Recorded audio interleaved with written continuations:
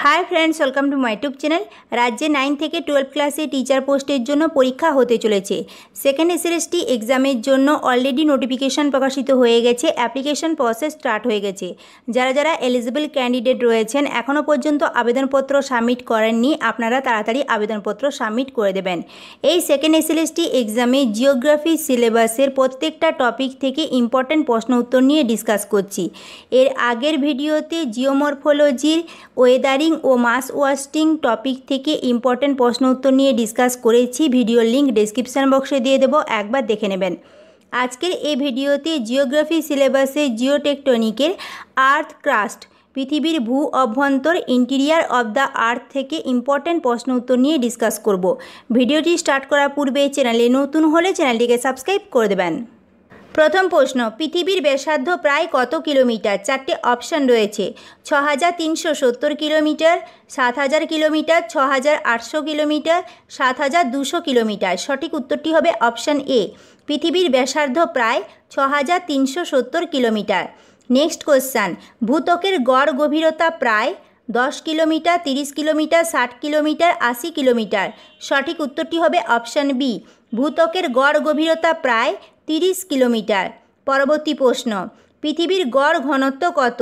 4.52 গ্রাম পার ঘনসেমি, 5.52 গ্রাম পার ঘনসেমি, 6.52 গ্রাম পার ঘনসেমি, 7.52 গ্রাম পার ঘনসেমি। সঠিক উত্তরটি হবে অপশান বি, পৃথিবীর গড় ঘনত্ব হল 5.52 গ্রাম পার ঘনসেন্টিমিটার। পরবর্তী প্রশ্ন, ভূত্বকের শিয়াল ও সীমাস্তরের মাঝে যে বিযুক্তি অবস্থিত তার নাম কি?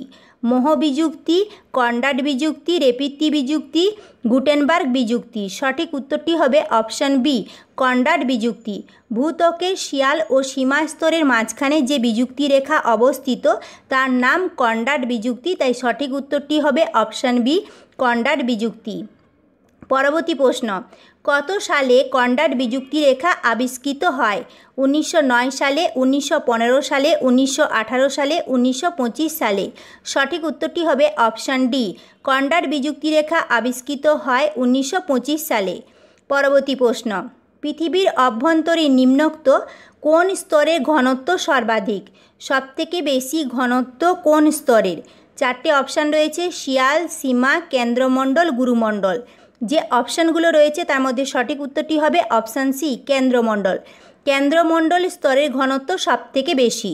পরবর্তী প্রশ্ন, ভূ অভ্যন্তরের গঠন সম্পর্কে সবচেয়ে নির্ভরযোগ্য উৎস কী? খনি থেকে নমুনা সংগ্রহ, ভূকম্প তরঙ্গ বিশ্লেষণ, উল্কাপিণ্ড বিশ্লেষণ, মেগমা বিশ্লেষণ। সঠিক উত্তরটি হবে অপশান বি, ভূ অভ্যন্তরের গঠন সম্পর্কে সবচেয়ে নির্ভরযোগ্য উৎস হল ভূকম্প তরঙ্গ বিশ্লেষণ। পরবর্তী প্রশ্ন, গুরুমণ্ডল ও কেন্দ্রমণ্ডল স্তরের মাঝে যে বিযুক্তি অবস্থিত তার নাম কি? মোহ বিযুক্তিতল, গুটেনবার্গ বিযুক্তিতল, কনরাড বিযুক্তিতল, রেপিত্তি বিযুক্তিতল। সঠিক উত্তরটি হবে অপশান বি, গুরুমণ্ডল ও কেন্দ্রমণ্ডল স্তরের মাঝখানে যে বিযুক্তিতল রয়েছে তাকে বলা হয় গুটেনবার্গ বিযুক্তিতল। আর ভূত্বক আর গুরুমণ্ডলের মাঝখানে যে বিযুক্তি রেখা রয়েছে তার নাম হলো মোহ বিযুক্তি রেখা। শিয়াল ও সীমার মাঝখানে যে বিযুক্তি রেখা রয়েছে সেটা হলো কনরাড বিযুক্তি রেখা। আর ঊর্ধ্ব গুরুমণ্ডল আর নিম্ন গুরুমণ্ডলের মাঝখানে যে বিযুক্তি রেখা রয়েছে তা হলো রেপিত্তি বিযুক্তি রেখা। পরবর্তী প্রশ্ন, উইসার্ড গুটেনবার্গ বিযুক্তি তলটির গভীরতা কত kilometre? 1900 kilometre, 2900 kilometre, 3900 kilometre, 4900 kilometre. Gutenberg বিযুক্তি তলটির গভীরতা হল 2900 কিলোমিটার, তাই সঠিক উত্তরটি হবে অপশান বি, 2900 কিলোমিটার। পরবর্তী প্রশ্ন, ভূ অভ্যন্তরে কোন স্তরটিকে নিফে বলা হয়? কেন্দ্রমণ্ডল, গুরুমণ্ডল, শিয়াল, সীমা। সঠিক উত্তরটি হবে অপশান এ, কেন্দ্রমণ্ডল। কেন্দ্রমণ্ডল স্তরটিকে নিফে বলা হয়।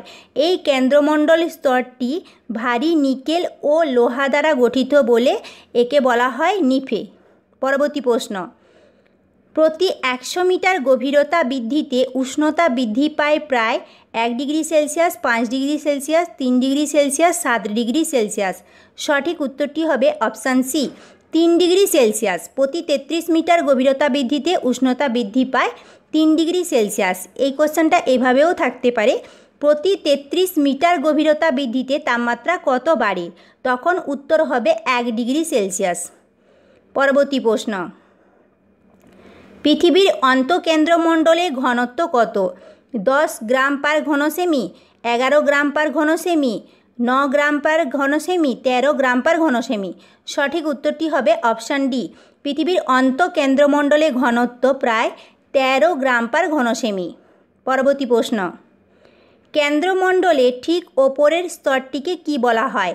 অ্যাস্তনোস্ফিয়ার, মেন্টেল, সীমা, শিয়াল। সঠিক উত্তরটি হবে অপশান বি, মেন্টেল বা গুরুমণ্ডল। ভূ অভ্যন্তরে যে 3টে স্তর রয়েছে, 3টে স্তরের মধ্যে একদম যে উপরের স্তরটাকে বলা হচ্ছে ভূত্বক, তার নিচের স্তরটি হলো গুরুমণ্ডল, একদম নিচে যে স্তরটি রয়েছে তাকে বলা হচ্ছে কেন্দ্রমণ্ডল। তো কেন্দ্রমণ্ডলের উপরে রয়েছে গুরুমণ্ডল বা মেন্টেল, তাই সঠিক উত্তরটি হবে অপশান বি, মেন্টেল বা গুরুমণ্ডল। পরবর্তী প্রশ্ন, গুরুমণ্ডলে উপরের স্তরকে কি বলা হয়? ক্রফেসীমা, নিফেসীমা, সীমা, শিয়াল। সঠিক উত্তরটি হবে অপশান এ, ক্রফেসীমা। গুরুমণ্ডলকে আবার দুটো ভাগে ভাগ করা হয়, উপরের স্তরকে বলা হয় ক্রফেসীমা, নিচের স্তরকে বলা হয় নিফেসীমা, তাই সঠিক উত্তরটি হবে অপশান এ, ক্রফেসীমা। পরবর্তী প্রশ্ন, পৃথিবীর মোট আয়তনের কত শতাংশ গুরুমণ্ডলের অন্তর্গত? 62%, 72%, 83%, 93%। সঠিক উত্তরটি হবে অপশান সি, 83%। পৃথিবীর মোট আয়তনের 83% গুরুমণ্ডলের অন্তর্গত। পরবর্তী প্রশ্ন, পৃথিবীর মোট আয়তনের কত শতাংশ কেন্দ্রমণ্ডলের অন্তর্গত? 15%, 30%, 1%, 83%। সঠিক উত্তরটি হবে অপশান এ, পৃথিবীর মোট আয়তনের 15% কেন্দ্রমণ্ডলের অন্তর্গত। নেক্সট কোশ্চান, পৃথিবীর মোট ভরের কত শতাংশ কেন্দ্রমণ্ডলের অন্তর্গত?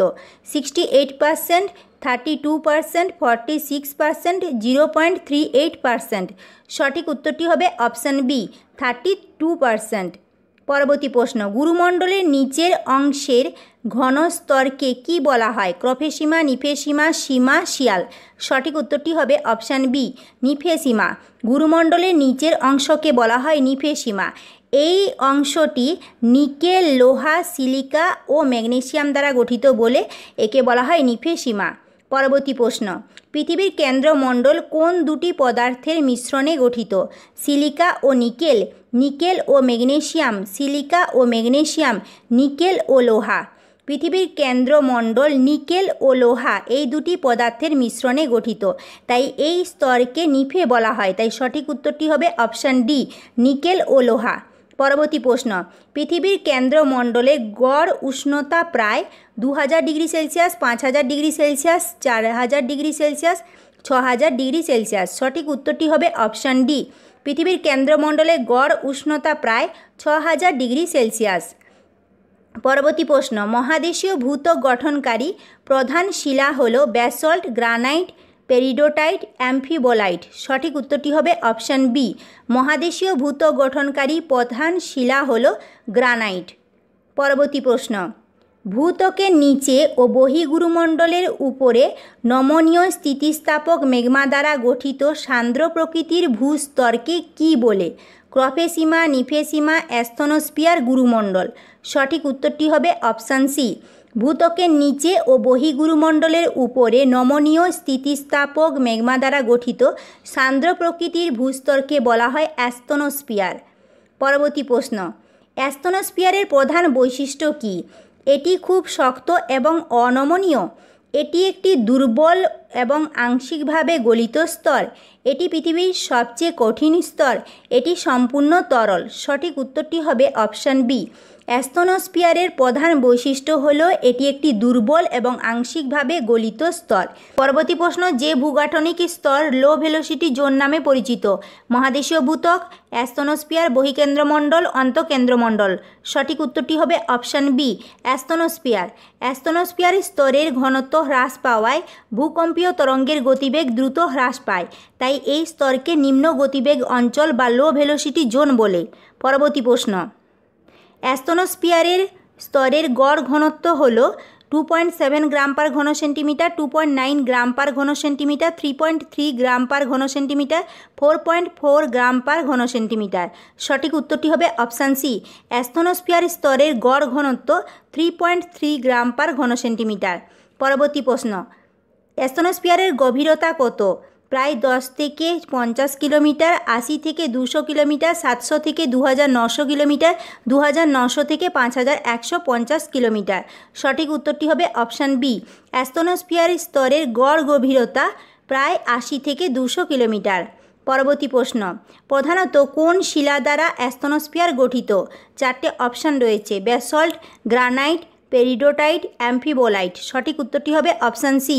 প্রধানত পেরিডোটাইট শিলা দ্বারা অ্যাস্থনোস্ফিয়ার স্তরটি গঠিত। পরবর্তী প্রশ্ন, মহাসাগরীয় ভূত্বকের গড় গভীরতা প্রায় কত? 7 কিলোমিটার, 10 কিলোমিটার, 15 কিলোমিটার, 20 কিলোমিটার। সঠিক উত্তরটি হবে অপশান এ, 7 কিলোমিটার। মহাসাগরীয় ভূত্বকের গড় গভীরতা প্রায় 7 কিলোমিটার। পরবর্তী প্রশ্ন, সীমা স্তরটি হল মহাদেশীয় ভূত্বক, মহাসাগরীয় ভূত্বক, অ্যাস্থনোস্ফিয়ার, গুরুমণ্ডল। সঠিক উত্তরটি হবে অপশান বি। সীমা স্তরটি হল মহাসাগরীয় ভূত্বক। নেক্সট কোশ্চান, ভূত্বক গঠনকারী প্রধান উপাদানগুলির মধ্যে কোনটির পরিমাণ সবচেয়ে বেশি? 4টে অপশান রয়েছে, অক্সিজেন, সিলিকন, অ্যালুমিনিয়াম, লোহা। সঠিক উত্তরটি হবে অপশান এ, অক্সিজেন। ভূত্বক গঠনকারী উপাদানগুলির মধ্যে অক্সিজেনের পরিমাণ সবচেয়ে বেশি, 46%। পরবর্তী প্রশ্ন, বহিঃকেন্দ্রমণ্ডল ও অন্তঃকেন্দ্রমণ্ডলের মাঝে যে বিযুক্তি রেখা রয়েছে তার নাম কি? ল্যাহম্যান বিযুক্তি রেখা, মোহ বিযুক্তি রেখা, কনরাড বিযুক্তি রেখা, রেপিতি বিযুক্তি রেখা। সঠিক উত্তরটি হবে অপশান এ। বহিঃকেন্দ্রমণ্ডল ও অন্তঃকেন্দ্রমণ্ডলের মাঝখানে যে বিযুক্তি রেখা রয়েছে তার নাম হলো ল্যাহম্যান বিযুক্তি রেখা। পরবর্তী প্রশ্ন, ল্যাহম্যান বিযুক্তি রেখা আবিষ্কৃত হয় কত সালে? 1912 সালে, 1909 সালে, 1936 সালে, 1925 সালে। সঠিক উত্তরটি হবে অপশান সি। ল্যাহম্যান বিযুক্তি রেখা আবিষ্কৃত হয় 1936 সালে। পরবর্তী প্রশ্ন, ল্যাহম্যান বিযুক্তি রেখার গড় গভীরতা কত? 2890 কিলোমিটার, 670 কিলোমিটার, 5150 কিলোমিটার, 6370 কিলোমিটার। সঠিক উত্তরটি হবে অপশান সি। ল্যাহম্যান বিযুক্তি রেখার গড় গভীরতা 5150 কিলোমিটার।